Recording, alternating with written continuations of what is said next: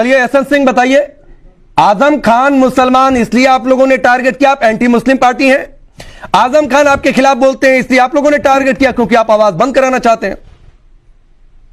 राकेश जी देखिए, धर्म की तुष्टीकरण करने वाले आज से थोड़े नहीं कह रहे हैं। पहले जब इनकी सरकार आती है तो भी जो लोग दंगे किए रहते हैं उनको भी छोड़ देते हैं, जो आतंकवादी हैं उनको भी धर्म के नाम पे छोड़ देते हैं। और मैं तो आदरणीय मेरे मित्र बड़े भाई समाजवादी पार्टी के बैठे हैं, मैं कहूंगा जो लोग भी संविधान को नहीं मानते वैसे ही राग लापते हैं, क्योंकि देश संविधान से चल रहा है, आईपीसी है और उसमें एक धारा है 420 के लिए। ऐसा तो नहीं कि 420 अगर फला धर्म का करेगा तो उसको छूट दे दिया जाए और दूसरे धर्म का करेगा उसको नहीं किया जाए। भैया 4 साल उस पर सुनवाई होती है, 30 गवाही गुजरती है, बहुत सारे सबूतों के आधार पे अगर कोई चीज कहा जाता है, कोई वो भी सरकार नहीं कर रही है, वो संवैधानिक एक व्यवस्था है, अगर उस व्यवस्था के तहत उनको सजा मिली है तो मुझे लगता है कि तुष्टीकरण के नाम पर अपनी सरकार चलाने वाले जब सत्ता से बेदखल हो गए हैं तो कम से कम जुबान से तो तुष्टीकरण कर लें। जो लोग वाराणसी में, रामपुर में, अयोध्या में जो विस्फोट किए थे उनको भी तुष्टीकरण के नाते पे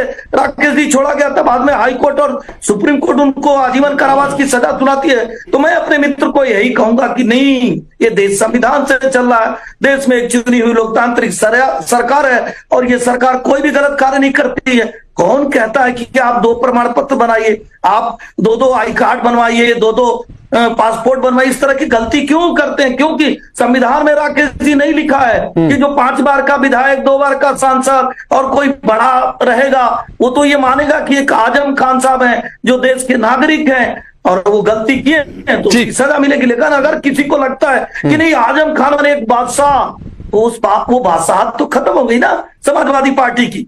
भैया आपको पता था ना कि आपकी डेट ऑफ बर्थ क्या है, एक में 1993 हो जाती है, एक में 90 हो जाती है। आपको तो पता होगा ना कि 90 में जब आप रामपुर से बनवाते हैं तो वो प्रमाण पत्र सही है या लखनऊ से बनवाते हैं वो प्रमाण पत्र, आपको एक प्रमाण पत्र लगाना चाहिए। चूंकि अपनी सरकार में इस तरह के कार्य करते रहे। नहीं, ये मसला उससे आगे का है, मसला एहसन सिंह उससे आगे का ये है कि क्या आप लोग मुस्लिम हैं इसलिए अपराधियों को टारगेट कर रहे हैं, इसलिए आजम खान को भूमाफिया घोषित किया, इसलिए क्या एनकाउंटर कराई यूपी में चुन चुन कर, ये सारे सवाल हैं जो विपक्ष के द्वारा पूछे जाते हैं। मैं आ रहा हूं एहसन सिंह, चूंकि 2 और जो प्रवक्ता हमारे साथ पैनल पर हैं, 80 लोग रामपुर से ही शिकायत दर्ज करते हैं और कहते हैं हमारी जमीन को कब्जा कर लिए, तो क्या हम चुप हो जाए जैसे समाजवादी पार्टी के लोग इस नाते चुप हो जाते थे कि हमारे विधायक हैं, हमारे सांसद, हमारे नेता? नहीं, कर्म प्रधान विश्व रचिराका, जो जस करे सो तस फल।